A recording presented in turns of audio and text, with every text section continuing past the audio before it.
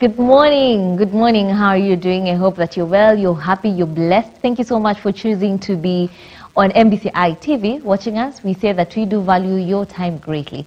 This is MBCI TV, ambapo tunabadilisha maisha by the grace of God. And of course, the show on air is none other than Afya Clinic, where we get to talk about everything health. And as you said, as we have been saying the whole of this month, is that this month is the Mental Health Awareness Month. I hope that you've been learning enough about mental health, but I don't think you can learn enough. Let's just say, I hope that you've been learning about mental health. So last week we talked about anxiety and bipolar disorder. I hope that you did learn. Kama hauku, unaona kama kuna kitu hauku get vizuri, it's still on MBCI TV, on Facebook, on YouTube. You can always go back, recheck and share. Najua kwamba utabarikiwa and you will learn. Karibu sana. My name is Rachel Kahugo. We'll be here up to 10 in the AM. And today we'll be having an amazing discussion. But even before I get to tell you what we'll be talking about today, karibu sana. We're very glad and happy to have you here. I know that today you will learn. You will learn and you will get blessed. Because the guest that you're having today is not only talking about psychology, she's also talking about the spiritual side of psychology, which is very important because we say that therapy is not enough. You'd go for therapy, but without God, bado umeacha some gaps here and there. So we'll be talking about psycho-spiritual and get to know what that is. Okay? So karibu sana. Our numbers are very open. Please talk to us. Tell us how your week has been from Wednesday. It's a whole week and now it's the 21st. Yeah? 21st of May, 2025. It's been a whole week since the last time we were here on Wednesday on Afya Clinic, and we'd love to know, Mekwaje, how, I've never asked this, how are you health-wise? Niliulizwa hivyo, when was it? Sometime this week.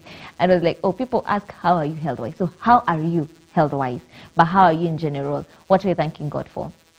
As we say, there's so much to ask God for, especially with this economic system of ours now.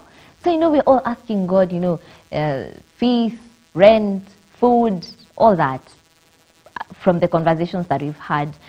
But there's so much to thank God for. So much. He's a good father.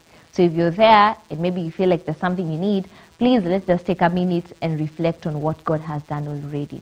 So tell us what you're thanking God for and we'll be here to read. Tutambiwa na tuwatch kutoka wapi na tuwatch na kila nani, and for that our numbers are very open. That is 0721 105 105 on WhatsApp, 23814 our SMS code, which is absolutely free of charge. We're live on Facebook on MBCI TV Facebook page. We're live on YouTube on MBCI TV official YouTube page and on all social media pages at Rachel Kahugo. Ndeza kupata ujumbe wako, and I'll be happy to hear from you. Once again, thank you so much for choosing to watch MBCI TV. We do value your time greatly. Today, we are talking about trauma and trauma response. I'll be explaining more about that. But I'd want for you to know the guest that we're having today. She's called Joy Jumbi, or Miss Jumbi, ama Jojo. Yeah, and today Miss Jumbi will be telling us more about trauma response. But in like 45 seconds, I'd want to explain to you who Miss Jumbi is, and you'll be getting to understand more about her. But of course, we'll hear from the horse's mouth about what she does. All right? So for now, let's get the guest intro. Hello and welcome to Afya Clinic with Joy Jumbi Geshuhe, a counseling psychologist, mental health advocate, and psychoeducator passionate about guiding people through their healing journeys with depth, compassion, and authenticity. Joy is also a digital content creator who shares psycho-spiritual content through her platforms and in group settings. She is the founder of Love and Care Network, a budding foundation focused on mental, emotional, and spiritual wellness. One of its key arms is Mabinti, a safe and supporting space where women connect, grow, and access resources for healing and empowerment. Her work is a beautiful blend of faith, psychology, and community. Join me as we welcome on set Joy Jumbi Geshuhe. All right, so that is it, and that's the guest that you're having today. An amazing, beautiful lady. Thank you so much for coming. Thank you for having me. All day from Nairobi just to talk about trauma and trauma response. History in serious. Yeah, we need to do better. Trust me, it is a very serious conversation that we need to be having. Yeah. And first of all, I'm so grateful. I'm so honored you. to be here. Thank you for coming. Nairobi is not Karibu, so. Yeah, thank you so much for having me. Yeah, As well. Simba Nowadays, sana. that's when For we find such it- conversations, it gets closer, yeah. All right, thank you so much for coming. We're glad to have you here. Thank you. So I know we have a lot of people who are seeing you for the very first time. Yeah. So please say hi to them. That's your camera. All right. All right, thank you. So my name is Joy Jumbi Gishohi. I'm a counseling psychologist, a mental health advocate, and a psychoeducator. I also am a digital content creator. I do a lot of psycho-spiritual content online. And I wear so many hats. I'm an entrepreneur. I am a sister. I'm a friend. So many hats to wear. But today, I come here as a friend, as a psychologist, and as an educator, just to help people navigate conversations around trauma and trauma responses as well. Yeah, and we'll be talking about trauma and trauma responses, but you're also the founder, let's say the CEO of Love and Care. Please tell us about it. Oh, wow. Love and Care is just a budding community that I started. Yeah. I am focusing on mental, emotional, and psychological wellness, as well as spiritual wellness. Yeah. I realize there's a niche and a gap between psychology and also our real life issues, merging them together with our spiritual side of things. Yeah. So Love and Care Network holds all of it together, psychology, emotional, spiritual kind of wellness. Yeah. And then we got another smaller community of women called Mabinti. It's also still growing, and it's bringing women together and helping them to be empowered in a positive way. There's a lot of empowerment going on, but I don't think a lot of it is also positive. You know, some people will just choose to be empowered by negative connotations like women, we can do better than men, or we are more powerful, or we are this and that. But we also have to look at what does God say about us. So that community is to bring women together, help them be empowered in a God-like manner. And we've also done a couple of live webinars with them as well. Okay. I do that. I try to do that monthly, on a monthly basis, where they're just free webinars, and we get to have 2-hour full-on conversation on certain topics that regard our mental, spiritual, and psychological wellness. Amazing. Should do a physical one now. Very soon. But that's Cynthia, we should do a physical one now. we should. Yes, should. yeah. Yeah, for sure. Yeah, perfect. So we are grateful to be talking about trauma and trauma response. Yeah. But even before we talk about the trauma response part, what is trauma? Wow, personally, I like to define trauma in the simplest ways so that people can understand. Yeah. That trauma is not what happens to you, but what happens inside of you. Okay. And you know, I say that because we look at trauma as accident, assault. Yeah. You were beaten for such a long time. But we are not looking at trauma as the side effects that come to that particular traumatic event.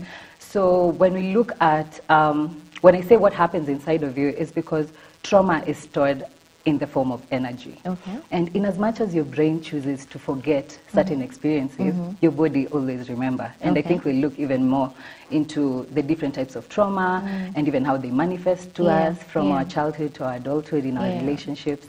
Yeah. Okay.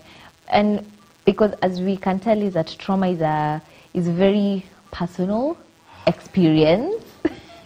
That's for sure. Yeah, it's a very personal experience, as you've explained, that it's what happens in you, like in the inside of you. Yeah. Maybe why are you so passionate? Because, well, and maybe we'll mention that at some point, is that I've seen you talking about trauma. Yeah. And, you know, how that manifests and all that. So why, as Joy, why did you decide to, you know, talk about trauma, get into mental health issues, talk about, you know, psycho-spiritual side, which is also a very unique niche? Why did you decide to, you know, venture into this? Wow, my story can barely fit a book. We could have a series about it.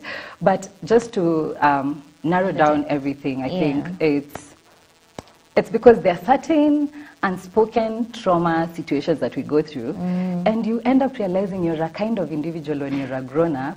You respond to people in a certain way. Your worldview of life is in a certain way, and you don't understand why do I view life like this? Why do I feel certain things in this way? Yeah. And it goes even down to how I grew up, you know, being a firstborn girl in a family of 3 siblings, and just also having moments of being a parentified child. And this I say it with a lot of grace, because I know I didn't become a parentified child because my parents chose neglect, but because it needed to happen. And I think that's also something we'll delve into, whereby trauma still shows up despite the person who caused the traumatic situation doing it for the right intentions. So trauma can actually come out of good intentions, and we'll look into that. And I feel like now growing up, having to take care of so many things and having to be on the right track. You cannot mess up anything, and you have to be, you know, you are the blueprint of literally your siblings walking around, or even your friends or people around. I think I came to realize that, these are deep-seated issues that I have, but are not coming from because I'm a bad person, or my parents did not raise me well, or I didn't have the right education or values given to me for me to be the person I am. But I am becoming this because of something. There is something. And so now when I even got saved, and I forgot to mention, I am a born-again Christian. I love the Lord as my personal Savior. And I mean, He has done a lot of the work in me understanding myself, and also understanding what trauma really looks like in our lives. So I think it came a lot from my upbringing, from my past experiences, to also just having different societal and cultural values being instilled in me that got me to saying, actually, trauma is a place to venture into. And I see it also manifesting a lot with people without their realization, because, again, as I said, there's a lot of maybe mention or some things that have been made to not look like trauma. So I think for me, the Lord really helped me to uncover how trauma really manifested in me. I don't know whether you want a personal story. Yes, please. Maybe before you give us the personal story, there's something that you said, and I think it's very important, that we don't talk about trauma enough, because kuna vitu zenye ni trauma but tumezifanya zikae ni kama it's normal na iko sawa.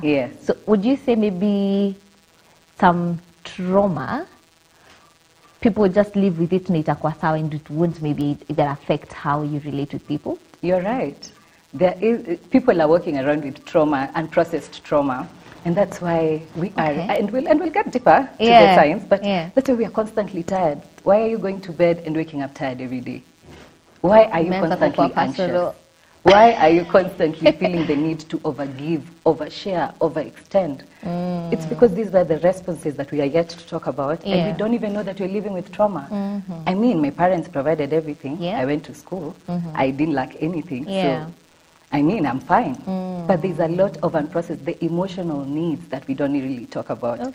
That if your emotional needs are not met, psychological needs are not met, spiritual needs are not met, you're just a traumatized working person, but thinking life is just okay. So for sure, there are people who are walking around thinking they're okay, but when you look at their responses and how they react or live life, then it kind of really, you can get the direction where that trauma is coming from. Let's get to your personal experience, and what was the first time, or when was the first time you realized that, this is trauma response and I need to deal with this? Reaction. Oh my God. And I think this one will apply to a lot of people. When you find yourself reacting instead of responding a lot of the time, there is a problem. What's the difference? You see, growing up again, I'll use this one to show you now how it manifested, and I'll use that as the example. Again, being a firstborn girl, you have to make everything is going right. You have to ensure that everything is perfect. So you start developing things on perfectionism. You start having self-doubt when you don't do the right thing. You start having self-sabotage when when you're thinking, okay, I've done the right thing, but am I really doing the right thing? And now you're starting to second-guess yourself. And when someone addresses something, you feel like it's an attack. But it's not an attack. It's because maybe growing up, you never used to do anything wrong without being faced with judgment, criticism, and all of this. So for me, I grew up with a lot of that, where I had to make sure everything was perfect with me. Everything was right. And you see, in my adulthood, I realized I overextend. I am a people pleaser. Like, I would do things that maybe are not sitting well with me, but I'd rather do them because I want to belong. I want to be accepted. And why am I being accepted? Again, goes back as a child. There are certain emotional needs that I didn't get. But that's not my parents' problem, because they were there, they were present, they were used to listen to me. But there is a certain type of way that I think millennials can agree that our parents are also a bit difficult to, handle some of these situations. And so you have to process some of these things by yourself. So you're now an adult and you're like, why am I attracting the same kind of friends? Why am I attracting the same kind of people in relationships? Why am I in a cycle? That's when it hit me that, oh, it's not even just about people pleasing, because for me, I was a chronic people pleaser. What does that look like? That looks like, let's go out, and you do want to go out, you go. That looks like, this is a company of wild people, let's go wild. And you're not going wild, but you get like, you're getting yourself in a space where that is not your true self, like your true identity would not do that. But why are you doing it? Because there are certain patterns that you've created over the years of always wanting to please mom. I don't want to fail my exams. I don't want other people in the community to look at me like, oh, joy of Mama Nani, ata the way she behaves, alinini. So you end up, you think you being an obedient child and following what your mom says and just doing all these things is a good thing, but then it is a good thing, but then it could end up being a trauma response. So you're thinking that it's a coping mechanism. But it is a trauma response to something that you've not been able to process. I hear you. I hear you. So there's that. You mentioned something else about just attracting the same kind of people. This one is going to hit a lot of people because I get a lot of DMs asking, why is it that I'm always attracting the same kind of emotionally unavailable man? Why am I always having the kind of friends who are jealous, who are this? Well, I think it all stems down again to ourselves. And how I address people in therapy sessions is for them to look inward, because it's only from within that you get to understand, oh, the problem is me. It's not these unavailable people. They are just who they are. They're just unavailable people. I'm the one who needs to change how I respond to their unavailability. It's me understanding and knowing that, oh, they don't have time to text me back. They don't have time to think about me. So is this what I want for the rest of my life? It's asking yourself those deeper questions and making that stand on, I'm not going to do this anymore, or I'm not going to entertain this pattern or cycle. So how it shows up, especially in relationships or repeating the same patterns, the patterns are repeated from something you missed or lacked in your childhood. So let's say you never got a lot of emotional support or closeness with your parents. What happens when you're an adult? You're out here seeking love in any way possible. You're begging that boyfriend who doesn't call you or text you back. Why? Because you're seeking this love. You want to be loved. You want to belong. And you're willing to stay in that toxic environment. Why? Because they're willing to give you breadcrumbs that are feeding you for that time. So, and you wonder, why is this cycle repeating? Because now the abuser also knows how to deal with someone who is in these toxic patterns. They know, kumbe, you are not loved when you were younger. So I'll just give you. I'll just love you right now, and then I can be abusive to you. And when I see you trying to get yourself together and thinking about your life, then I come back again. So you find the cycle and the pattern goes back because there are certain needs that were not addressed. You know, if someone was never they were facing a lot of neglect when they were young, maybe the mother left or the father left, that can look like just a one single event, like, so you need to grow up, but you don't know what happened. You don't know what the body remembers at that time when the lefting was happening. And so now when you're a grown up, you're clinging on to relationships like your life depends on it. Someone doesn't call you or text you in 5 minutes, you're like, what's going on? Call me back, call me back. You're not anxious because of anything. Your body is remembering how it felt when you were left by your mom or your dad or in that traumatic situation. So these responses, if you look back clearly, you will find the problem. It's somewhere in your childhood or a past experience. Okay, I hear you. And you've explained it so well. And now I'm sure we're just seated somewhere thinking, I think this is where we all take, notebooks and tunaanza kumark to go like, okay, yeah, there's that. I need to work on that as well. And I love that you said this will resonate with so many people. Very true. We're mentioning the response, trauma response. And you said when you were younger, would you get trauma when you're, already way older, probably at your 20s or as an adult? Would you go through an experience that will leave you traumatized? For sure. For sure. I mean, trauma is not just stemming from childhood. Yeah. It could be from an experience or a situation that now happens to you right now. Let's say, I think what we can start off by saying is there are different types of trauma. Yeah. I could broadly categorize them into three. There's acute trauma, which is a single event that could be an accident or an assault. Then there's chronic trauma. This is a prolonged, and that's where I think childhood trauma is coming from. And then there is the complex trauma, where you have multiple traumas happening. Maybe you were in war, you were neglected, you went through abuse, so the complexity of it also maybe affects. So when you look at it that way, then you get to see that it doesn't matter whether you're older or younger, you can still be traumatized. Let's say you got into a relationship at 50 years old, and this person was abusive and, you know, assaulting and all of that, both emotionally, physically, psychologically. It doesn't mean that you're not going to be traumatized, but there are also factors that that differ from one person to another, despite the age difference. That could be either past experiences, maybe their childhood experiences, maybe their past also experiences, and also their natural resilience. Not everyone is as strong. And now that also now takes us to another part of the different types of trauma responses. So how are you able to respond to these different traumas? It's either you're going into fight, flight, freeze, or fawn. So when you ask about whether difference on age matters, no, trauma will attack anyone. Even a grandma can still be traumatized. Again, it varies with the kind of trauma, how deeply it affected the person, and how strong or resilient this person is to withstanding that kind of traumatic experience. Okay. You've explained the different types of trauma response, and it will be really important for us to talk about that. But before we do that, we have some Vox Pops where we get to understand what people know about trauma. All right. And that's something we talk about. And you've mentioned that sometimes we just assume this is just me, this is my personality, this is who I am, and you don't realize that this is trauma. Already mimi nishaanza ku mark my boxes, ku tick my boxes. Very important. I'm just waiting to book a session after this. You should. Now, let's get the Vox Pops, because we want to understand what you know about trauma and, how you respond to the trauma. Okay? So let's take a look at it. The time of COVID.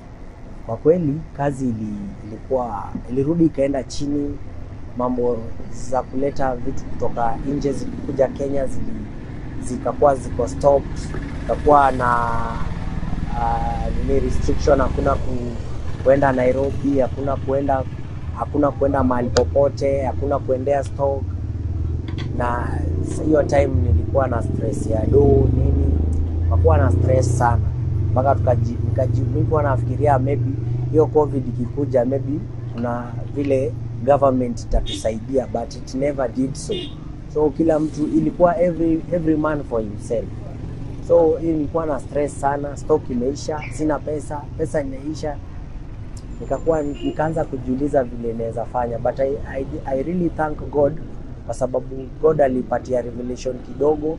Nikakuwa naanza kuendea vitu mpya, nachukua vitu mpya, naanza kuuza, nikaanza kuuza vitu mpya hivyo kidogo mpaka mambo ya COVID ikaenda ikiisha, tukafunguliwa, tukaanza kuendea vitu Nairobi. Till now mambo ikaendelea ikiwa poa. Mimi kwanza sijaiona mtu accident. Napatanga accident imefanyika, lakini sijaiona kwa macho yangu mtu ako unconscious then anaenda alafu anakufa. Hiyo ni kitu kingine ilinishtua sana, na nilifeel like ni kama siyuko sawa kuona kijana mwenzangu amefariki na hakuweza kupata usaidizi on time.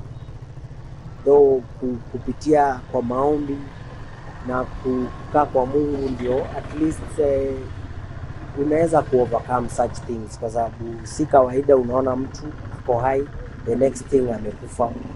Ni Mungu tu huwa anasaidia mtu, unatoka kwa situation kama hiyo. I once experienced trauma when I was unwell. I've been unwell to the extent of sleeping in the ICU.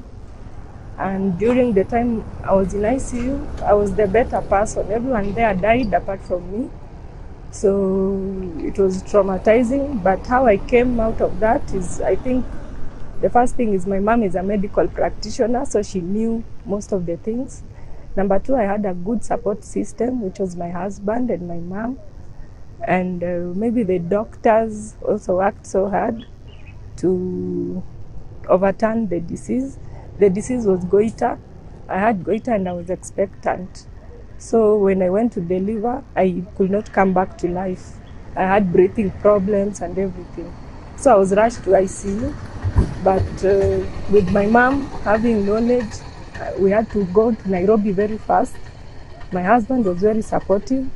And I think through good support system, doctors, medication, and positive attitude, I was able to overcome all that. Okay, somebody else going through the same, it doesn't have to be medical issues. It can be even domestic violence or any other thing. I think a good support system, you can look for therapy from institutions that offer guidance and counseling. You can keep yourself busy, doing exercise, look for a talent you're good in so that maybe you can forget about that, or therapy can work so well. Thank you. Wakati familia ilienda ikaisha, kama nilikuwa mtu mwenye amechanganyikiwa sana. No, Mungu alinisaidia tu nikakuwa na wakati wa kujiweka free na kukubali tu kweli kwa wakati hiyo sina hiyo familia, na nikaweza tu kukaa hivyo hadi wakati nilienda nikalikava na nikapata familia ingine. Sasa hiyo ndio kujikubali tu kwa wakati ule uko mgumu. Hiyo ndio sababu nzuri tu ya kujisaidia katika hali ambayo inakupitia. Maybe naweza sema back in 2018 I had a wife, nilimlose, alikuwa mgonjwa, I lost her. So within that period mambo kwa hosi na kukuja kumshughulikia ilikuwa hectic, but I thank God nilikuwa born again, so to overcome the challenges haikuwa hard vile. Already I was with the word na ilikuwa inanijenga. So whenever nilikuwa napitia hizo problems, acha tuseme tu in short, I used to pray. I pray and I continue taking care of her. Yes. Siwezi kasema ati ni mambo mingi. May have a strong heart. Kulingana na once you're in Christ, hakuna kitu ngumu. Hiyo ndio kenye mimi naweza sema. Hakuna kitu ngumu. Yeah. Na mimi naweza aje mavijana wengine, any situation in this life, overcome hata hiyo trauma. Overcome ni God, hakuna mambo mengine. Unless wewe kako na channel nyingine, kuna mahali nilisoma kwa mati imeandikwa, if it's not Christ then it's crisis. Kasi God, hakuna mambo mengine. Form ni Jesus tu atakusaidia kwa hizo vitu zote. Manze ni trust the process, hakuna shortcut. Hakuna shortcut. Ni trust the process tu. Kwa God mambo unakuwa patient. Hakuna kitu. Hatuwezi sema kwa God tutakaa na mbio zako. It doesn't work that way. Ni trust the process. No matter what situation you're going through, it doesn't matter. God utokea tu. Siku itajipa. All right, we are back, and so that is the trauma that some of the people who are watching us now have gone through. And we've not been able to hear their response or how they respond or how their life is right now. Probably they respond in a certain way and they don't know. Trauma that is the root cause. responses. Yeah, they don't know that's the root cause. Yeah. And we've had a couple of people talking about death experiences. Yeah. Let's start na ule mwenye alisema hakuwa hiyo na like an accident, someone who's died in an accident, and they saw someone who's died in an accident. Yeah. Yeah. And he's saying, inakwanga, a very scary part where he'd see maybe respond in a certain way, and maybe you're responding now, how do that's the root cause. So maybe for such a person, what would be some of the trauma responses? I think we can't even look at it per se from trauma response. I think that would be avoidance, like they're trying to avoid to be in that same scenario again. But I think I want us to look at this situation the person is in. Yeah. Losing someone or seeing someone's life lifeless is not an easy thing to process, even as a human being. And it's one thing to know about death, and it's another to experience death. And so I feel like a lot of what these people experiencing grief need to do is seek help from a professional, from a therapist, because they need a lot. It's a journey. Yeah. And this is not something that they wake up one day and they, okay, I'm good. I'm no longer afraid of seeing someone lying lifeless, or I'm no longer afraid of death. So the first step for this person would be to accept, but acceptance will need help. You need to work with this person through and through. So I can say a lot of the trauma responses that could come from such a situation would be avoiding being around places that are death. They could go into withdrawal or dissociation sometimes, where that situation was so traumatic and are zone out. And they are just daydreaming and just trying to think, oh my God, how did I survive this? How am I the only person? And to think that they were the only person who survived, that's also very traumatizing. So they can even be withdrawn, they can try to keep it to themselves. So they can either go into a freeze response, which is more about numbing and bottling things, or just you're not able to process, you're not able to fight or flight, so you're in a numb, numb. So a lot of people who experience grief, it's so heavy for them to deal with, so they may fall on the freeze response more. Okay, there's someone who said they're strong, and that because of late we've had people who've gone through grief or lost people who are very close to them, and for some people, especially, they get into a place that you're numb, as you've mentioned. Is that an okay way to live and say, I'm strong enough, I have God by my side, I don't see it affecting me, I'm able to live my life normally? No, I totally disagree with that, because a lot of the autoimmune diseases that we're having right now, a lot of all these illnesses that are cropping up every other day are coming from suppressed emotions. We are bottling up feelings. You're waking up chronically tired. You're tired from day one to the other, and that's what I was saying. So when you're thinking that, I'm strong, I'm good, I got this, Christ is helping me, and we like to use that as the saved ones. Christ is helping us, but what are you doing really to walk and work on yourself in this journey? Why are you choosing to dismiss the very feelings of saying, I am hurt? I'm disappointed in God right now, and I am unable to process what's going on. Most of the people who hide in the facade or the mask of I'm strong and Christ got me and everything, it's okay, it's true. Christ got us, genuinely, He does. He does. But on earth, we are still physical beings. Sometimes ni vizuri to differentiating the spirituality and the physical sense. So when you come to your physical sense, you're using that as a mask to processing and dealing with true realities that I'm hurt.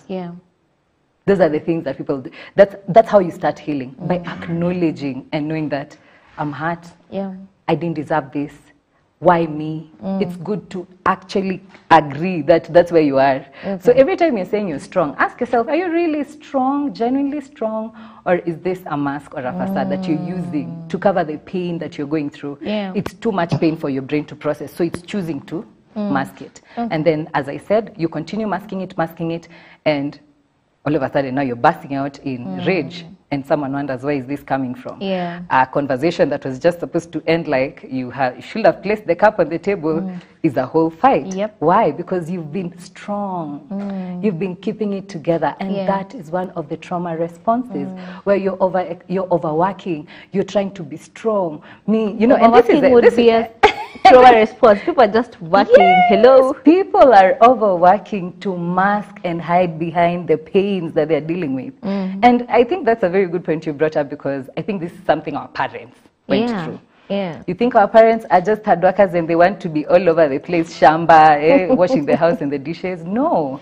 They did that, and without awareness of even knowing that they've gone through so many things. They didn't have the platforms of mental health awareness. They didn't have an awareness of trauma and trauma responses. And what did they do? Work, work, work, work. And what did they do? Passed down the work to you. And also part of the time, some of the types of traumas I forgot to maybe add on, but it also falls under the acute, from the acute, chronic, and the complex. Yeah. There's intergenerational trauma that is passed down from parents to children. So you find, let's give the overworking as a case in point. Yeah. So the parent was from a grandparent who they never even talked about feelings. So the parent holds on and is a strong person and issue. That's why we have more toxic relationships going on, because we are strong women, we are strong men, we need to be in this. You know, it's through resilience, it's through breaking through the ice of suffering that you get to be seen and appreciated. Like, you're not going to get praise if you've not suffered. That is the culture we live in. That if today I woke up and good things are happening to me, I need to explain. I need to give a sad story. You know, I had how to you suffer. got into. That's what we've been. That's where we are living in. So you're saying that we'd get into a beautiful place without going through the struggle and the tears and, you know, all the trauma? Now, that would be okay? Well, not necessarily that would be okay, but I think it's a possibility that that's a situation that can happen. And I believe that that's how God wanted us to live, that we have such a harmonious way of living where the man is submitted to Christ, loves the wife just like Christ loved the church. Wife is able to submit to the husband. When they come together and they are one in Christ, then the children get the values that they require. They see a healthy relationship. They see that it's not about being strong. They see the man being vulnerable. They see the woman being vulnerable. And it's in that vulnerability that the children don't get passed down that generational trauma. Or if by any chance they found themselves in a situation that could maybe mimic something that like could be grieving trauma, then they've had a very good example to watch and see. Why am I going up down this hierarchy? Because remember when I said our grandparents didn't have any exposure to trauma and everything, and then they passed it down to our parents, where my mom has to be working, your mom has to be working. Like, you cannot go to a woman's house, and you're placing your legs on the table. No, where you just seated. There has to be work done. But they don't even know. They don't even know. And I'll repeat, they don't even know that overworking is a trauma response. And when you sit down with these women and you listen to the things they've gone through, it's crazy. It's excruciating. It's very painful. And since they didn't have any ways or outlets to let out or be vulnerable, and vulnerability was also stigmatized, because you're like, why are you being weak? Mwanamke ni kuvumilia, you know? Mwanaume ni kukana kwa ndoa yake.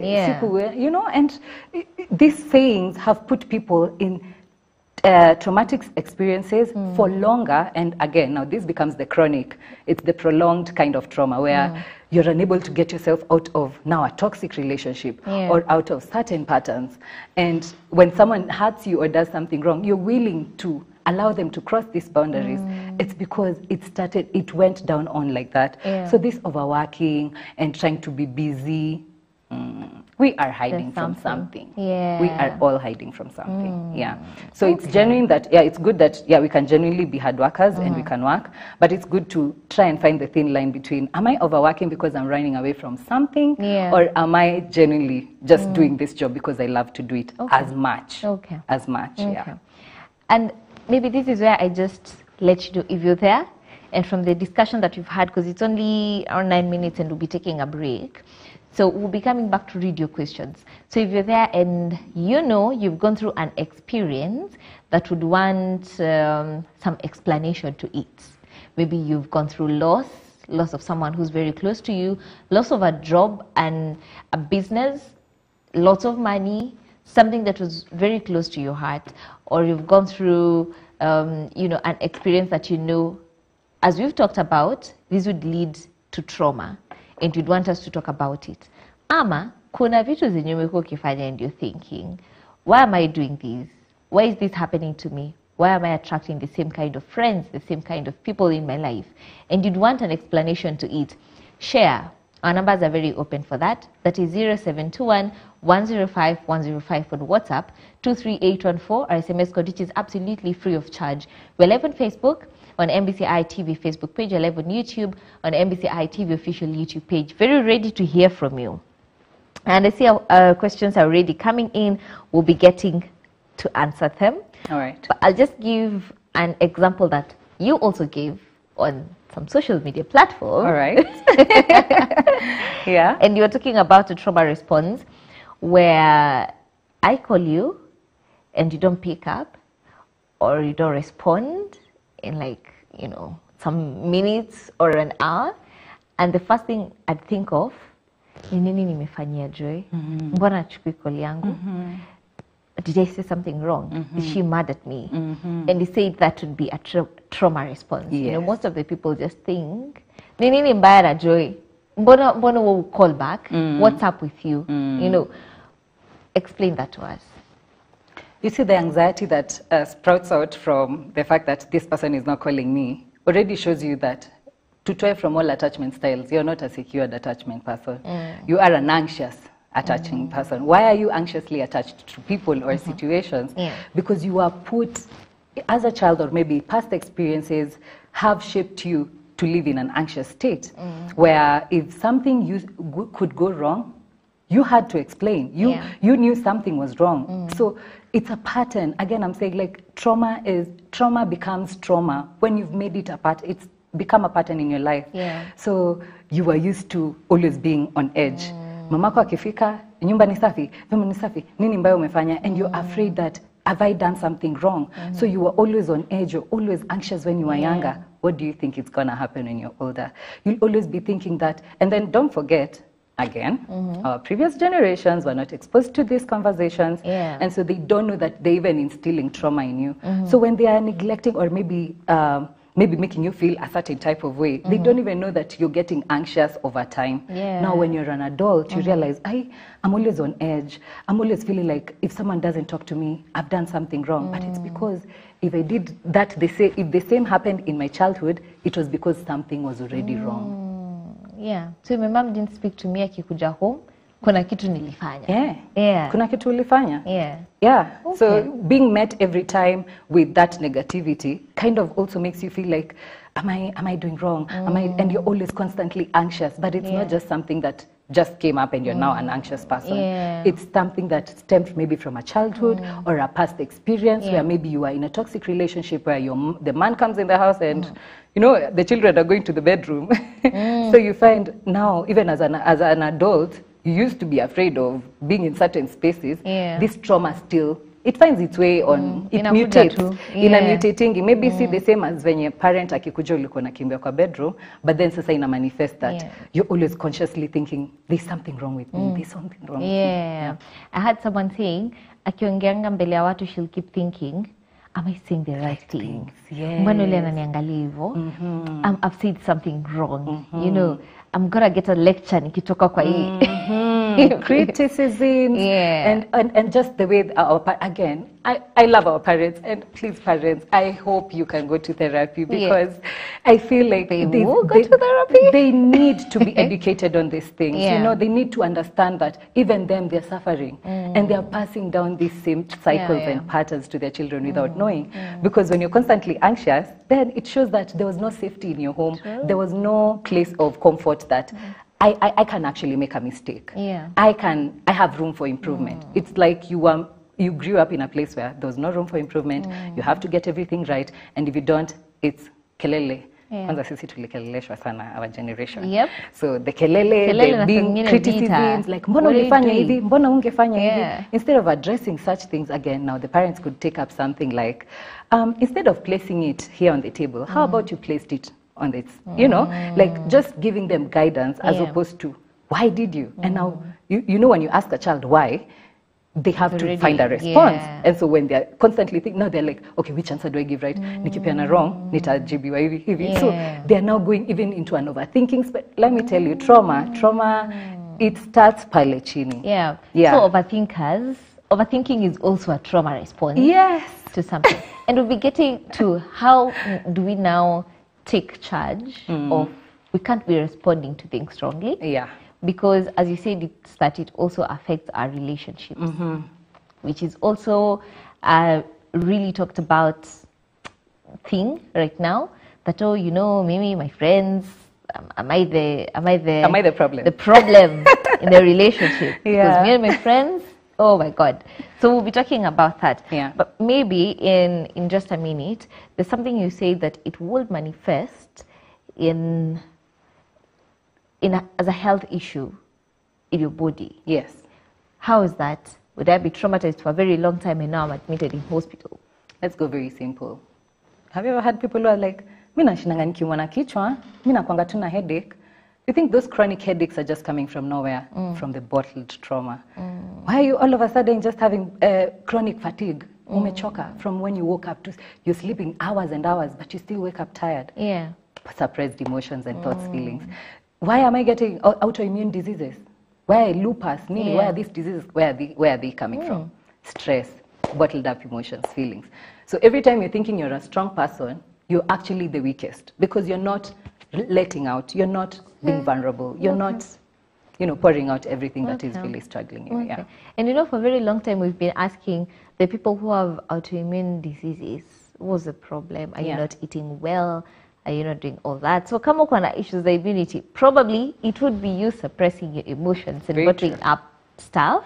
So you need to look into that. Now, I just repeat, our numbers are very open. Questions are coming in. Hope and pray we'll have enough time to answer all of that. But of course, we'll give a number that you'd be able to reach out and get help. But our numbers are very open. 0721105105, 23814, or SMS code, absolutely free of charge. We're live on Facebook on MBCI TV Facebook page, or live on YouTube on MBCI TV official YouTube page. As we come back, we'll be coming back to read your feedback and get more of this discussion. So if you have any question, you need help, this is home. Okay? And we said over this month, as we talk about mental health, if you have something you'd love to share with us and you don't want to send in your name and location as well, it's allowed. Okay? So you just text in, tuambie, tell us the question or the concern that you have, and we'll be getting Joy to answer you. For now, let's... MBCI Television, transforming lives.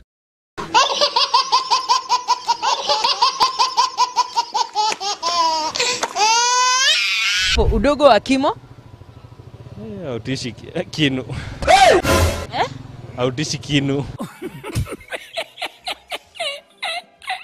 Ile miracle Yesu alifanya ya kwanza ilikuwa gani? Miracle ya kwanza kufungua Bartimayo macho.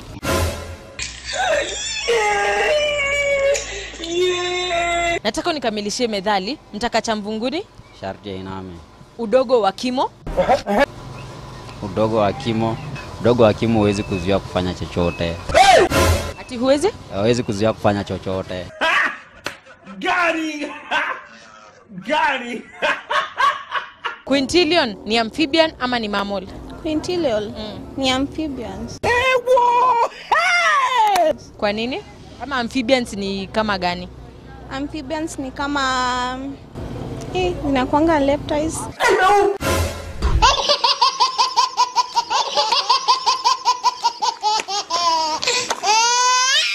You are invited to Gospel Outreach Church Chaka in partnership with Chaka Interdenominational Fellowship. It presents a one-day powerful conference on Saturday, 24th May from 9 a.m. to 3 p.m. at Gospel Outreach Chaka. The theme is Gifted to Grow by Unwrapping the Spiritual Gifts Within to Build Faith and Community. Come, discover, ignite, and grow the spiritual gifts God has placed within you. It is a day of worship, inspiration, and transformation as we deepen our walk with Christ. Our hosts are Reverend Peter and Pastor Bansi Mutunga, and special guest speaker Bishop Jim Wando, bringing a timely, spirit-filled word you won't want to miss. Those who carry the glory of God are empowered to break cages. Our theme verse is Romans 1:11. For I long to visit you so I can share a spiritual blessing with you that will help you grow in the Lord. All guests from Nyeri and its environs, Moiga, Narumoru, Mathera, Kabaru, and all members of the body of Christ are welcome. Mark your calendar, bring a friend, let's grow together in the Lord.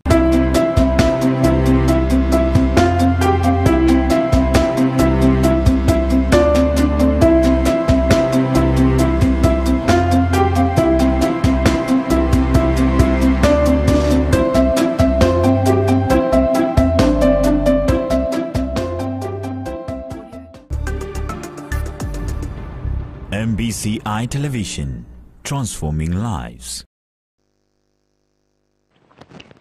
All right, we're back after that very short break, and of course today we are talking about trauma and trauma response. Okay, and here with Joy. Of course, this is Afya Clinic, where we talk about everything health. Now, before we went for that very short break, we talked about the trauma responses. You know, how people react to trauma. What are the types of the trauma responses? Yeah, I think that's a good way to bring it back, because I just passed in terms of mentioning them. But we have 4 broad types of trauma responses. One is the fight response. And this one is seen where you're facing everything as a threat. Yeah. And how does this manifest? How do we see that this is a fight response? You're in a relationship, let's put a scenario of a relationship. Yeah. A scenario has been brought to you, I don't like the way you do this. Defensiveness. Yeah. You're attacking me. You know, so these people address situations with aggression. Yeah. It's like a fight. It's like they're being attacked. Yeah. And you'll find, and you'll wonder, and you'll realize that even over time, this can be a default, that this person gets stuck in a fight response. Okay. So if you're in a relationship with that kind of a person, and that's a question that I also get a lot, someone asking me, why is it that my girlfriend or my boyfriend always likes causing a fight? Yeah. They just know how to fight. They just know how to fight. And unfortunately, that could be stemming from a toxic, abusive, violent environment, from maybe their past experiences or their upbringing. Yeah. So they've grown only knowing how to respond in fighting. That's why you can't have a conversation with them, because they'll be yelling, they'll be shouting over you. Aggression. Yeah. Then we have the flight response. This one is for the ones who like avoiding conflict, confrontation. Yeah. So their We're work not is talking to about these. flee. Yeah. We don't want to talk about this. Yeah. Can we just be busy? And that's where the overworking comes in. It goes to the flight response. You're busy overworking. You're trying to distract yourself with certain things. You just want anything other than confronting the situation. And why are you doing that? Because you're thinking, as long as I'm away from the conflict, I'm good. I'll be safe. You're seeking safety. As you can see when you're going through these trauma responses, it's people seeking safety in different things. So for this person, feels like the fight person feels like, if I overpower my threat, then I'm safe.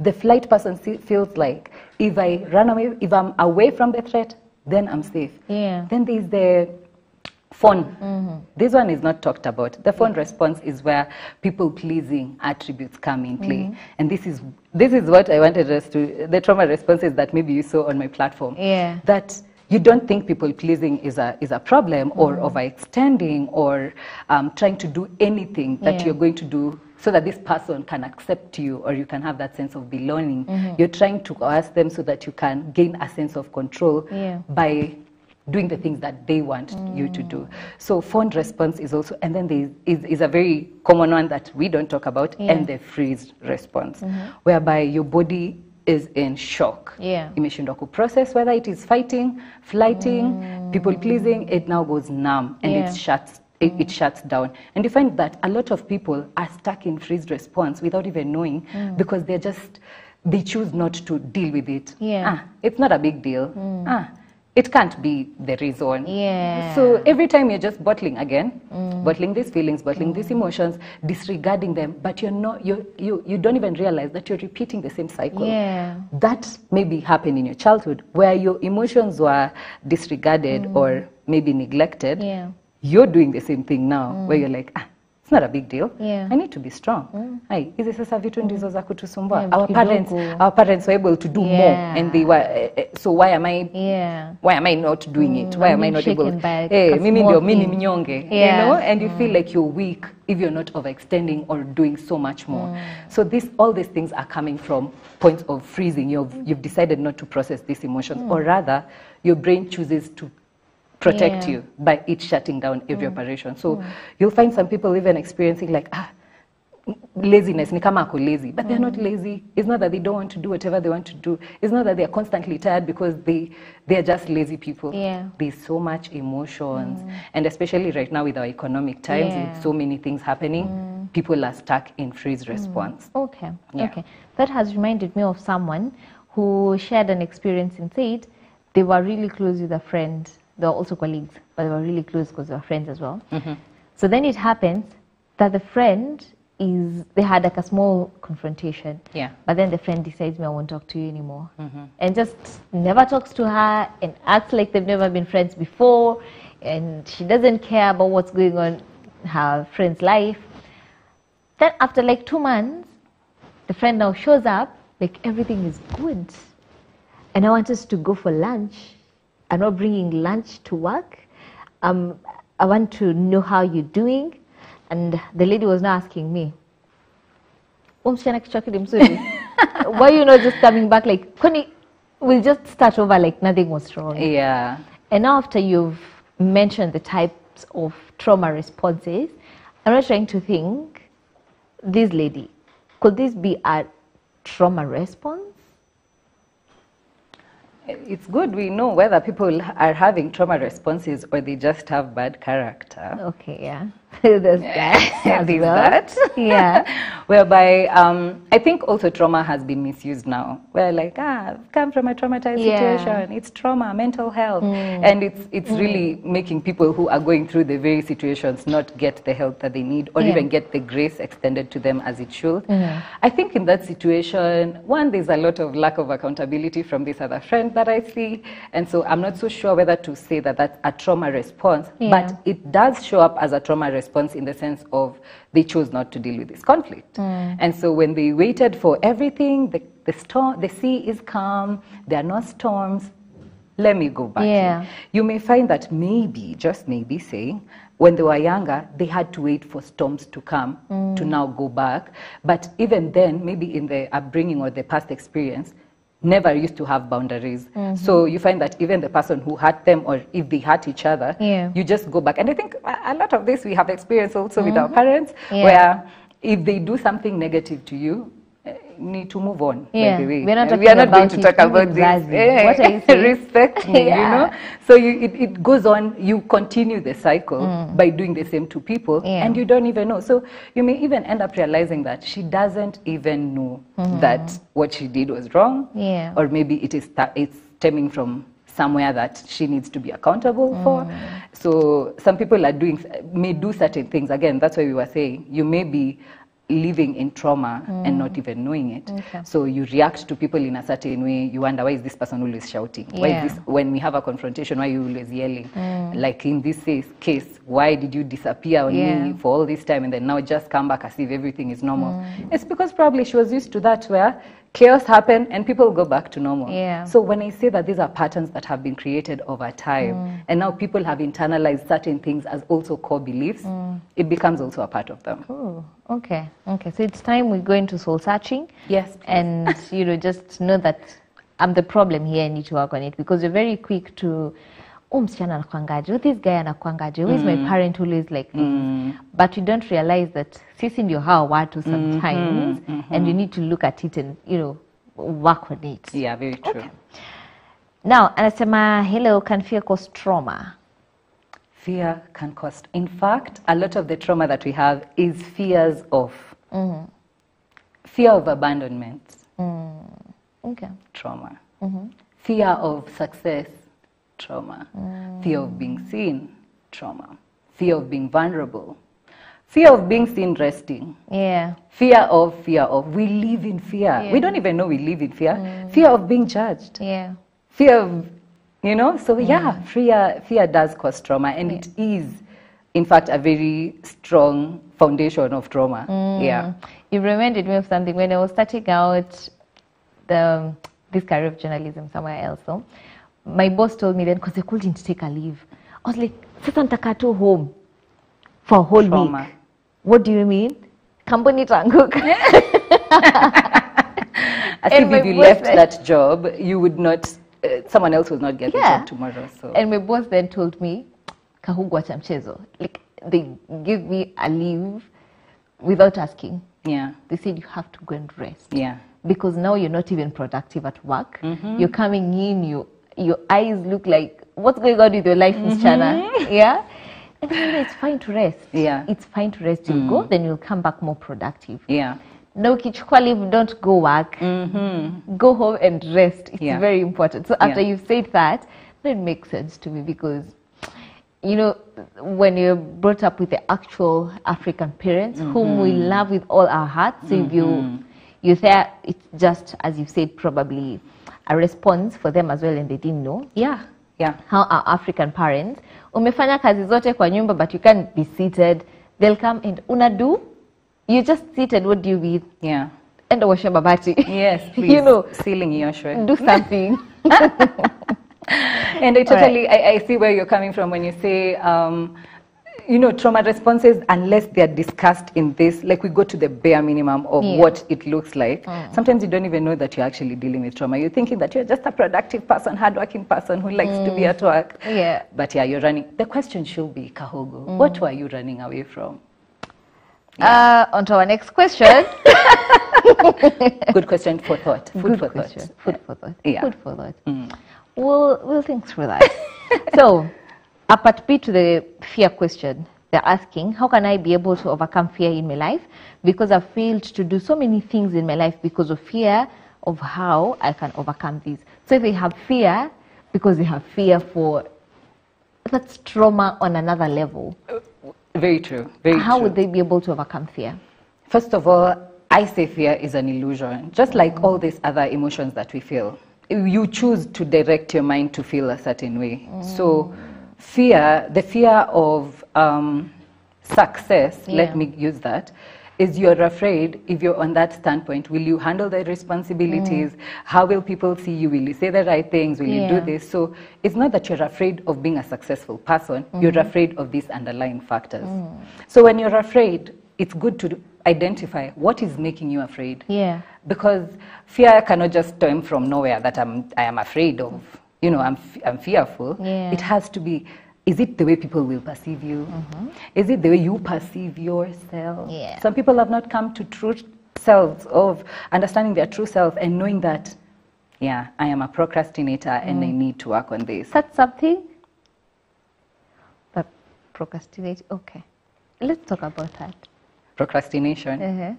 So, Aya, let me show you how that procrastination can turn out to be a whole traumatic scenario. Aya, you have work to do. You're like, I'm just going to do it tomorrow. Yeah. I'm just going to do it tomorrow. Tomorrow never comes. Now there is a deadline.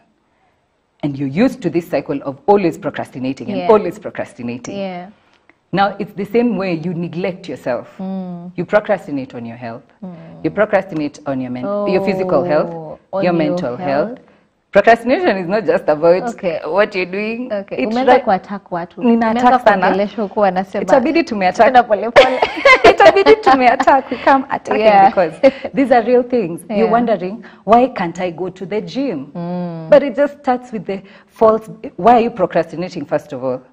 There's something you're running away from. Again, introspection. You have to go back to self and ask, what is this that I'm running away from? Why is it so difficult to complete such a simple task? Yeah. It means that there's something that's weighing you down emotionally or psychologically that you haven't processed. And you know, it's good that we're even talking about procrastination, because a lot of the fatigue we experience is not even physical. It's not because you sat on a seat the whole day or stood up the whole day. It comes from emotional and psychological burdens. So you're not even tired because of the physical work that you do. It's mostly coming from emotional burdens. So when you're finding yourself procrastinating, it's because you are stuck in a capricious response of something that it's pulling you down. It's making you feel numb and you can't do much. And that's why I was saying there are people who will see, and I've been getting this a lot, that hey, my son doesn't want to do anything, anataka tu kukaa, ati ameshinda amechoka, hakuna kitu anafanya, but they are carrying a lot of emotional, psychological burdens. And so this procrastination that's manifesting is not just procrastination, it's coming from internalized burdens that you've not been able to deal, and it's weighing you down on speeding up the physical things. So it comes from within to outside. Okay. And let's give an example of this one person, and then we'll be getting into more questions. Let's give an example of this one person who anytime anything happens to them, anything traumatizing, they won't talk about it. They'll continue working as if everything is normal until when the storms calm down, and then they'll be, hey, wacheni sasa niwaambie. Something happened 2 weeks ago. I was almost going, and Is that an okay way to deal with stuff? That's a ticking time bomb right there. Because the moment you're thinking you're strong enough to handle complex emotions, emotions that can actually shut, you know, people think emotions cannot get you crazy. It can, Shani, have you seen, there was a series I was watching, there was a movie I was watching online, and this mother lost her child and she went numb and dumb also as well. Like she, alinyamaza tu. Alinyamaza, she went silent. Why? Trauma can physically shut you down. When you're thinking that I'm strong enough, I'll tell them when I'm good. What if you never get that good time to share? What if it shuts you down before you're able to share? So the more people are thinking they're strong, again, as I say, it's the weaker they become. Because we find strength in vulnerability, in sharing, in opening up. And if you feel like your support systems around your friends, your families are not good people maybe to share with, there are professionals to go and relay this information, a place where you can safely process your emotions, as opposed to saying that I'm strong. I got through this. There's like a pride that also we have as human beings, where we feel like as long as we got through this alone, I made it. I didn't need anyone's help. Again, as I was saying, certain cultural and societal statements have been put out to us and have led us to continue the cycle of trauma, because you're made to feel you need to be strong, you need to be resilient, you need to, you can do this. And now when you get to the end of it, for you, you're thinking, I've done well for myself. I've gotten through this without anyone, so I can do this by my own. Forgetting that you've probably not even processed. It's just that the wave has gone. But if put in the same scenario again, more likely you will crash. It's so true. So true. Can relate. Sema, good morning. Sema, thanks, doctor. I'm 40 now. I just realized that I'm a victim of trauma. I was sexually molested when I was young. I think I was also in an abusive relationship with my parents. Thirdly, I had a dental problem, baduda, while I was in high school. Nowadays, I find it hard to associate with people. Please, doc, how can I go about it? Oof, now that is complex trauma. You see, there are so many different things that she's suffering or going through. And I feel the first stage of all this is accepting those bad sides of you. You see, when you go through something like sexual assault or things like abuse and violence, they go deep, they cut deep, they cut so deep. And so it takes a lot of self to accept and even love that part of self. So for me, the first step, I would say, and maybe that can help her to start this journey, is accepting even those bitter, painful parts of herself. Because it's accepting and embracing the pain, that the pain now becomes warmer to you. It becomes like, you know, when we are running away from pain, when we are fighting pain, when we are people pleasing, we are just running away from anything that will cause us pain. We are seeking safety. But when you give pain safety, when you hug and embrace that pain and say, okay, I went through sexual assault. Doesn't mean I am the one who put myself in that situation. I know I didn't deserve this, but it happened to me. That's my reality. That's the reality I'll need to live with for the rest of my life. But you have to embrace those parts. You have to love on that girl or the younger self that had to experience all of that. When you start embracing, healing starts there. So I think even before going through therapy or take breathing exercises or whatever, acceptance. I think acceptance can really help her to start off the journey. And I feel also a therapist would really help, because that's complex trauma. You can't, we think we are strong enough to process so many things, but there's just so much we can do on our own. Even I, as a therapist, I have to go for therapy, because I'm carrying also problems from people. I have my own problems. So it's good that she also seeks therapy. She could actually reach out to me maybe even after, and maybe get someone to help her walk through that process. But it is complex. That one, she needs a lot of acceptance, and even people who affirm her, and an environment, also support group can help, of people who have experienced the same things, because then she'll feel like she's not alone. And maybe when you hear someone else's problems, you tend to feel like, okay, comforted a bit. So I think that's the first step, is accepting and loving those painful parts of herself. And then slowly, when you love yourself, you find the strength to become now the person that you want to become. And maybe this is a good place to mention that once you're not able to deal with trauma and stuff, maybe you can tell us about it. Once you're not able to deal with trauma or mental health issues in general, you might live with it, you know, forever. But there's something that you mentioned, very important. You might never become the person you're supposed to be. So then your purpose just goes, you just live, and then you die, and then and what? unfortunately, even ndivyo watu wengi we'll find tunaambiwa ile saying ya so many dreams have been buried. You know, it's because how do you actualize a dream? You can't actualize a dream when you're traumatized or when you're going through difficult emotional and psychological issues. You need to have a space in your mind where, I'm able to process issues. I'm able to find solutions to my problems. And so when you choose to just, I'm okay, I'm good, shrugging away your problems, sweeping them under the rug, and not talking about them because you're a strong person, I think you're just in for a lot of diseases that you don't even know where they're coming from in future, and also just not living a fulfilled life. I mean, you want to, by the time you're looking at your life, you know, you're like, happy. I lived a good life. I lived a fulfilled life. Yes, I went through traumatic experiences, but I was strong enough to understand myself through them. I was able to grow through them. And I keep saying, trauma should not be for you to change.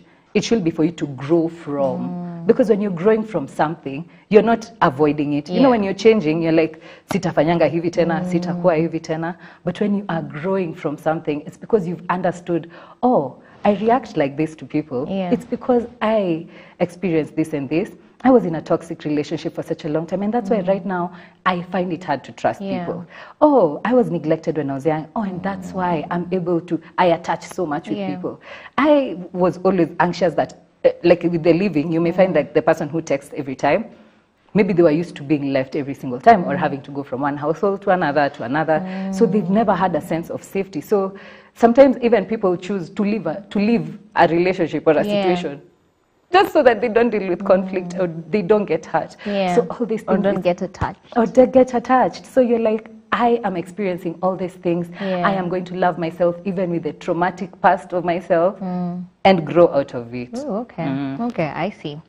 Anasema, hi, my mom and my sister mkubwa wananikatazanga kutoka nje, wanataka nikae indoors kuangalia mtui na kazi za nyumba. Nikitoka matusi, kelele na kunilinganisha na watu wengine.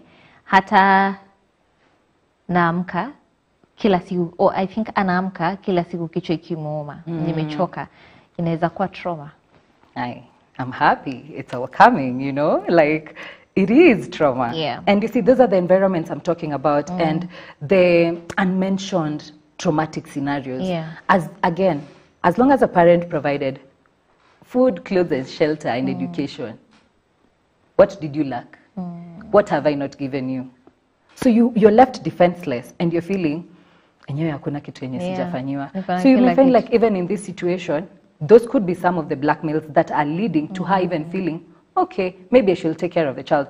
There's a lot of also that I may need to know in that question, because how old is she? Because if she's also a bit younger, I could understand why maybe the protectiveness of the parent wanting them to be home and maybe taking care of the child. But the approach to it that comes with abuse, that comes with kelele, hiyo kelele ndio sasa inatusumbua sisi watu wakubwa sahi. That's why we are struggling as adults. Na hizo matusi. Because unatukana, wewe nini mbaya na wewe? Kichwa chako ni mbaya. Mbona ufikiriangi? Mbona huwezi fanya hivi? Kwani huwezi tumia akili yako? And you're thinking those are just statements. As a parent, you will call out your child and you will go on with your business. I mean, I'm directing them. See, I'm helping them to be in the right way. But that's not about it. You are actually you're putting in certain statements that are creating core beliefs to this person. So how would this kind of scenario not end up in this person going in an abusive relationship? It's very possible. I mean, my brain is used to toxic environments, so it's very easy for me to be in a toxic environment. And thrive. And thrive. In fact, it wants to thrive in a toxic environment because that's the familiar environment. So I think that's a very tricky situation because, again, you're living with your parent. You're still living with your sister. But it will take a lot of personal work for them to just reaffirm themselves. They have to go back to the book and say, I am not these people, these words zenye nimeambiwa. I know I'm here for a short time. You have to reaffirm yourself. I think in such a situation, is reaffirming yourself, is really truly talking and speaking good things about yourself, so that these negative thought patterns that are being created by the constant, yelling or matusi, then it can be replaced. You can be feeding off the positive affirmations that you're feeding yourself, So we are trying to cut out and starve the negative thought patterns by feeding off the positive thought patterns. Wewe baki nyumbani, fanya hivi. Ukiachwa kwa hiyo nyumba, think about it like, God, I thank you for this opportunity that I'm able to even bond with this sibling, and I pray that even I'll learn something from this experience and not take it as nimekaziwa. Just try to learn and understand yourself more in that situation. And then once you're done, si utatoka utaenda nje. Sisi tuko na freedom. Do we leave our houses? We are always in the house. So a time will come where she'll have all the freedom that she wants to do. But for now, I think she can take this time to start learning herself, understanding herself, and also finding joys in whatever she's doing currently. All right. So we'll be giving the numbers later so that you'll be able to, you know, call and get help. I've seen she's also talked about anakuwa compared na watu wengine sana. I know that would be really traumatizing. Yes. But because of time, we might not be able to get into details. All right. This would be very important to talk to. And I said, hi, Rachel and Joy. I lost my husband 2 months ago. My son fears a lot. Inafika usiku, his heartbeats are very fast. We're so much traumatized. Please help. Yeah, we were also to mention like what are the ways that trauma presents itself, and that is one of the ways where you're having heartbeat racing, your muscle tensions. You even find like have you ever seen stiff people who are just like need trauma imejaa kwa mwili? I said it's energy. Trauma is stored as energy in our body. Someone is not able to relax and be themselves. So when a child is experiencing that, I think for a child, they need a lot of support. So therapy would be important for the child because they need a lot of guidance for helping them to process that grief. Remember, it's not like an adult who even understands what grief is all about or the stages of grief. This is a child who doesn't understand grief. Maybe they are having thoughts or emotions that are so complex for them to process, and that's why they're getting into this heartbeat racing, which could lead to panic attacks or anxiety attacks. So I think what would be important for that child is therapy, so that we're able to walk through them pole pole, help them understand what they're processing. Najua mtoto anatakanga kuongelesha pole pole, unamfanya understand that this happened because of this, and this is, and then you keep affirming them that everything is gonna be okay, and then exposing them to an environment that affirms the thoughts you're telling them. So don't also close them off from not experiencing also father figures. If they have a grandfather or someone, help them to connect with other. All right. I see lights pia zimeamua ni kama, are we still on air? Okay. So we're still on air, and I see the lights today, they've decided. So today we're talking about trauma, and please don't be traumatized from the lights. We're going to do better. I think it came right on time. So talking about trauma and trauma response. Okay. So now because of that, you're going to be winding up because I see time is not together with us. No problem. But we'll be looking at some of the myths that surround trauma and trauma response. And maybe let's just read a few of them and we'll get them on the screens. Okay? So our number one myth buster is that trauma only happens after life-threatening events. That's a myth. Yeah. Yeah, that's a myth. It doesn't only happen during a life-threatening event. Yeah. It can happen even in the smallest things. Like we said, I didn't get a hug from my mom, or she shooed me away, or she yelled at me, or she said a statement like, you're never enough, you'll never amount to anything. Yeah. That can lead to trauma. Oh, okay. Yeah. Okay. And our second is that if someone doesn't seem affected, they're fine. And that's the biggest myth. We are walking around smiling and looking jolly and things are working on with us, but we are actually just traumatized people walking around. So no, that is a myth. You don't have to look affected by trauma for you to be not okay or okay. Yeah. It's not written on your forehead. Yeah. We're also comfortable in that. Yeah. Sisi. Just the fact that kumbe hawajui nini nina go through. Niko sawa. Ama ile statement tunakwanga tumeambiwa you should not look like your problems. Yeah. Why are you looking like your Why are problems? you looking like your problems? Yes. Fix yourself, I come to work. Yes. All right. Yeah. The third one is that trauma only affects the weak. Even the strong. You look very disappointed there. Yeah, I'm like, what do you mean? No, it affects even the strong. And in fact, the strong ones are the most affected because they are acting strong.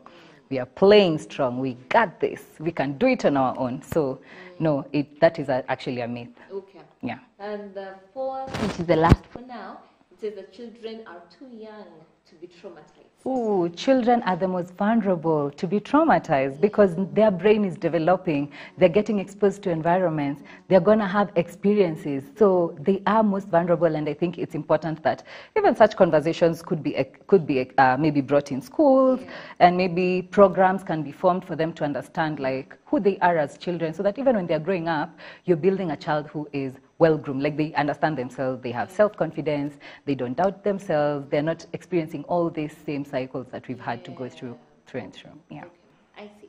Now, maybe we can take just a question or two, and then we'll be winding up on that. We'll give the contact. Asima, hi, my hubby is saying that our daughter should not go for burial tomorrow. For my cousin, she will be traumatized. Is it true? She's 5 years old.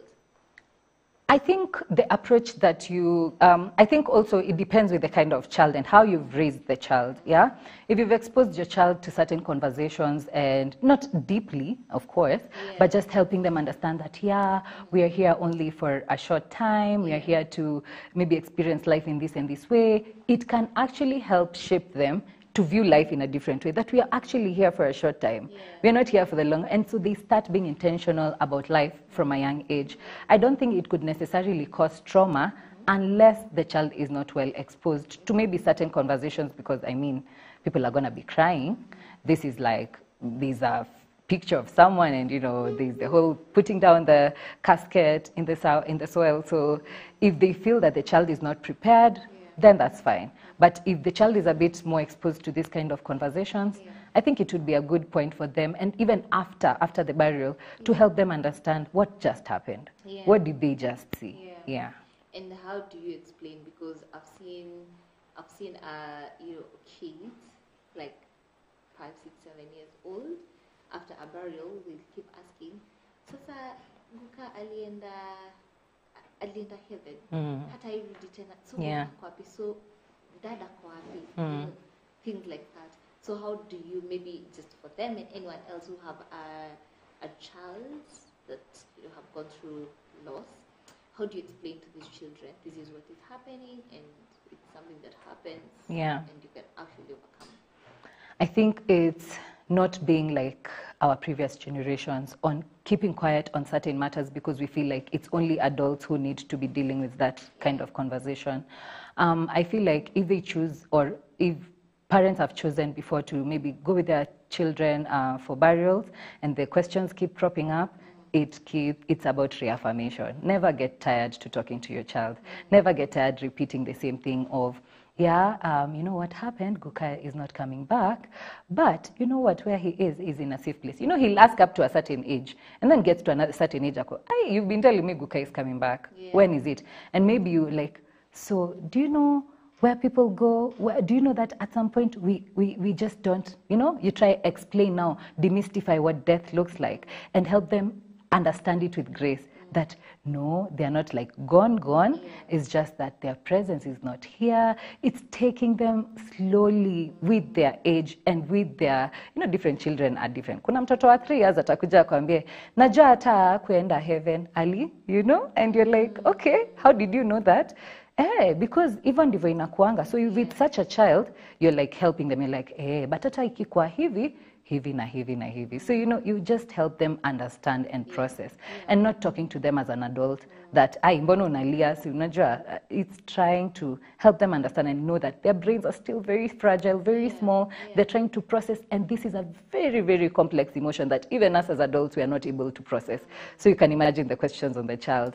It's helping them just understand it, pole, and if they feel like the child is not too maybe grown for this information, it's okay to just keep repeating, alienda heaven, tutaonana tu na yeye siku moja. Up to a point where they've matured enough to maybe break down and say, there's a point in our lives that we may not be here, and this is how it goes down, and help them demystify death, and just help them understand that it's not a bad thing, it's a natural process that we go through, all of us.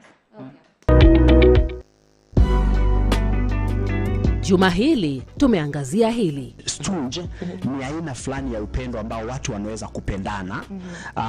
Una uungu ndani lakini hauna umahaba, hauna eros ndani. Na hili ukiangalia Shadrach, Meshach and Abednego in a foreign land, they had position, they were respected, they were honored.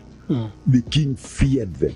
Na hili pia kuna venye tume interpret mapenzi in a different way, venye haipaswi. Sasa unasema mapenzi ni kupewa pesa, mapenzi ni nywele itengenezwe, mapenzi ni nguo inunuliwe, mapenzi ni unipeleke na jet. Tumeona mtu anakonda, anajikondea kabisa, anakaa mzeti kwa sababu ya mapenzi. Mazungumzo haya, maisha na Biblia, ni kila Alhamisi saa 1:30 hadi saa 4 asubuhi. Yanakujia moja kwa moja na kwa wakati mmoja ndani ya radio na runinga wipendayo ya MBCI. Tunabadilisha maisha.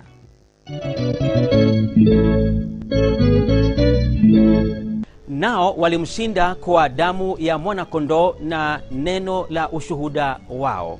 Ni kitabu cha Ufunuo 12 mstari wa 11. So siku ya 4 ndo nilipatikana asubuhi. Kila siku ya Jumapili kuanzia saa 2:30 za usiku na vilevile Alhamisi kuanzia saa 12 za jioni. Babu na shosho akasema huyu mwanamke atoke kwa boma ama nitupe kwa choo. Itakuwa ni kipindi cha uhalisia ambacho kinakuletea shuhuda za watu mbalimbali. Nimeshikwa nikiwa pia tuko na bangi kwa soko ambao wamesaidiwa na Mungu. Ukiwa nami Paul Kagi.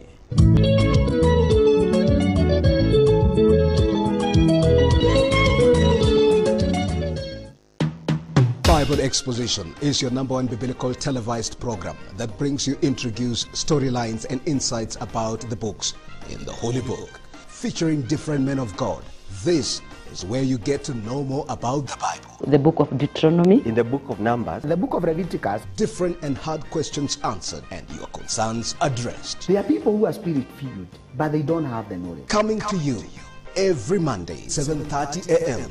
to 10 in the a.m. and every Sunday from 10:30 p.m. Brought to you by myself, Silas Chiminingwa. Tell a friend to tell a friend, not to miss. Only on MBCI TV.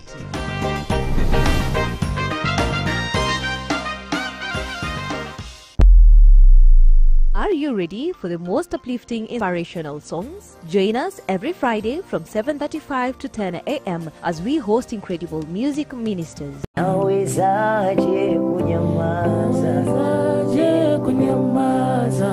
For inspirational conversations, it's a lot of organization that goes, a lot of division of labor, and unforgettable tips. 7:35 to 10 a.m.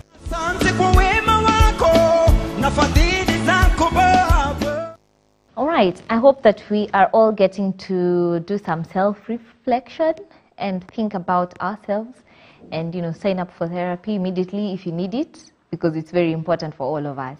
And we've gotten to a place where we appreciate more speaking out and, talking about what you think, what you feel, and knowing that it's okay not to be okay as long as you seek help. And that is what we're doing. This is Mental Health Awareness Month, a whole month just dedicated to making sure that you are okay. And there's something you've mentioned about trauma would be passed from generation, even from genes, literally. Not from the things we do as parents, from the genes. Explain kidogo before to my That was gonna fall on the intergenerational trauma, where I was saying certain habits and things that we do have been passed on to us. Yeah. Don't speak out, overwork, do all these things to cope with trauma. But then there's also where your genes as a parent, if you are constantly anxious, stressed, always bottling up these feelings and emotions, you think that you're just keeping it safe for yourself, but it can actually affect even your children through the genes, because it also, there's communication everywhere, even in our body. So even your body still gets all these frequencies, gets all these emotions and feelings. And so you, as a child, you realize, I'm anxious, or the child is anxious, is always freaking out. Nagopa, nastuka. But astuki for nothing. Nastuka juu kuna kitu hata wewe ulimpasia down. So it can actually be passed down, even genetically. Okay. Yeah. Okay. Oh, okay.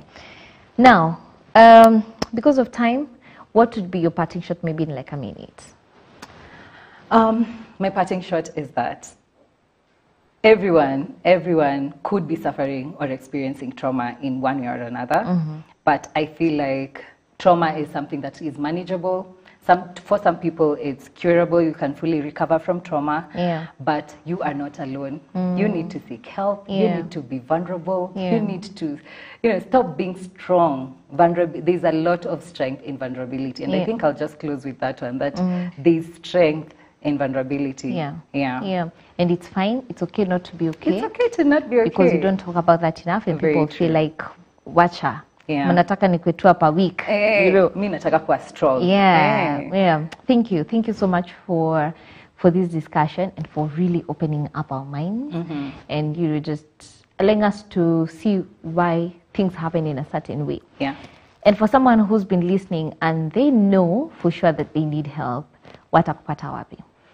You can check me out on my social media platforms. Mostly on TikTok, Miss Njumbi, or the Psycho-Spiritual Doctor. You can check me out on Instagram, Miss Njumbi, Facebook, Njumbi Gishohi. Yes, and WhatsApp, you can maybe reach out on 0790-173-002. Yeah. Once again, maybe the number? 0790-173-002. Perfect. Yeah. So I see we have people who are asking for your number here. Kenadjane, that's the number on your screens. So make sure when the pale text in, they can call? Yeah, they can call, but not now. Okay, not now, of course. But yeah, you can call or WhatsApp. I think they can WhatsApp, and then we can always make arrangement on calls as well. Okay. Yeah. Okay. So text, and they know that you will get help. Once again, thank you so much. Thank you so much for Asante sana having me. for coming. This was such a wholesome conversation, and I It feel was. like people need to let loose. You know, tuache kutembea, we are so rigid, but we are working rigidly with trauma. Yeah. Let's just let loose, allow ourselves to be vulnerable. We don't have to be strong always. We Yeah. don't have to hide in the masks of whatever we do, in whatever we achieve, in whoever we are, Yeah. just not wanting to process whatever we went through. Yeah. Okay. Perfect. Thank you so much. Now, let me just take you through something that we did the very first week of this month, mental health awareness. All right. So we talked about people with disability and why mental health is very important for them as well. So we were looking at is it that people with disability, are they more prone to having mental health issues? And how are we able to just support them and do all that? So we had Reverend Patricia from Chosen Generation, but also she's the founder of Better You Foundation. So it's really amazing because what they're doing is that they've partnered with Hope Mobility International, and they're giving walking aids to people with disability for free. Na ilianza jana. Iko pale ACK Cathedral in Nakuru. So they're giving wheelchairs, they're giving what is it called? For the blind, white cane, they're giving all that to people with disability for free. And they said that mental health awareness is very important even to the people with disability and also to the people taking care of people with disability. Very correct. Because they are misunderstood. Sana. Yeah. So this is just to tell you, if you're there and you have someone, you're taking care of someone who's disabled in a way, please make sure that when the pale ACK Cathedral Nakuru, and you'll be able to get help. Speak out to these people. She's been doing this for the longest time with Better You Foundation and of course Hope Mobility, and they're able to help you. They're able to take you through the mental health journey, but also help you get wheelchairs. It's more of gifting, not because you can't get it for yourself, but just to show you love and to show you that you belong, because that's also very important. Sawa sawa.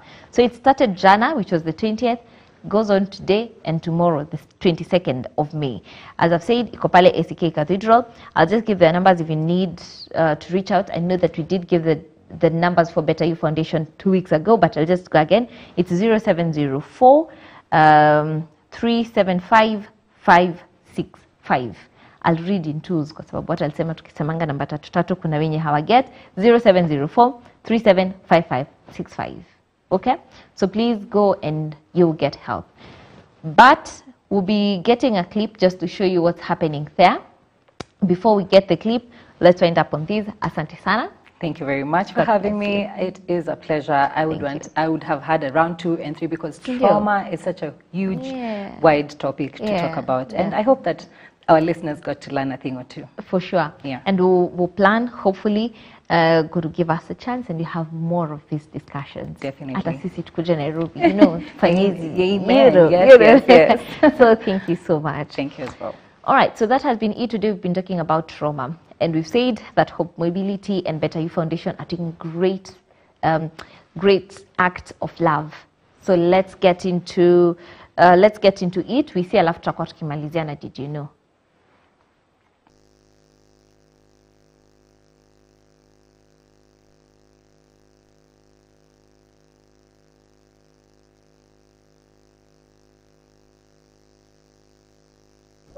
Kwa majina ni George Nyanga, nimetoka Maimahiu na siku ya leo kuja hapa Nakuru nimefurahi ni kwa sababu yale ambayo nimepata. Kwanza nilikuwa na shida ya hii mkokojo na nimepata na hakuna kitu chochote ambacho nimelipa. Pamoja na hayo nimepatana na mawaidha kutoka hapa na mambo hayo yamenifurahisha. Na hii ni kwa sababu Mungu anatenda mambo makuu na venye Mungu anatenda hakuna mtu awezaye akatenda. Kwa hivyo nimeshukuru siku ya leo kutoka Maimahiu kuja mpaka hapa. Ile nauli nimetumia siwezi nikaona kama ni kitu nimetupa kwa sababu ninajua kuna vile imenisaidia. Kwa hivyo ninashukuru Mungu kwa sababu ya hilo jambo. Naitwa Zakari Joe, mimi kiongozi wa walemavu ama spokesman wa walemavu na nimetoka Maimahiu. Leo niko hapa Nakuru kwa kanisa ya ACK Diocese ambao ndio facilitators wa hizi mambo ya watu wako na disability, na tunashukuru sana kwa vile wamejitolea. Tumepewa kila kitu, mwenye alikuwa amekuja hajatoka kama hajapata. Kwa hivyo tunawashukuru sana kanisa hii ya ACK na hao funders au sponsors hao wanajiita Hope for Life. Tunawashukuru sana.